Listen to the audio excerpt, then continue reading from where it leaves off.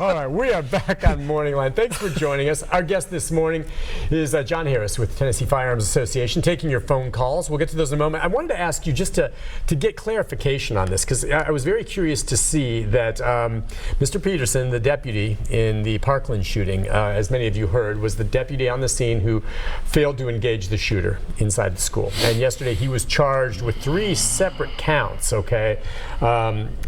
Criminal counts, where if convicted, they say he could face up to 100 years in prison. And I think there's little doubt that some people, his own bosses and such, have said he was a coward and he didn't respond the way he should have, but is it criminal? Well, the 3 counts, as I recall them, are child neglect, right, dereliction of duty, and perjury. Perjury, that's right. Okay, let's leave the perjury out of it, because that's an entirely separate after-the-fact kind of issue. But the first 2,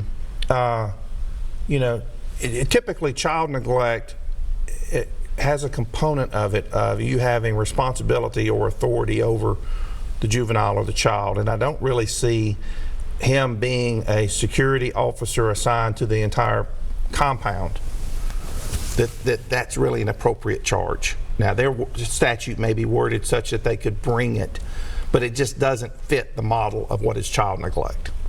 Okay, this bit about dereliction of duty, now that may be something that they could fire him for, terminate him civilly, but to bring a criminal charge, I think the problem is that the Supreme Court has said, and gazillions of other courts have said, that a law enforcement officer has no specific duty to intervene and defend or render aid to a specific individual or group of individuals, even if they know a crime is being committed.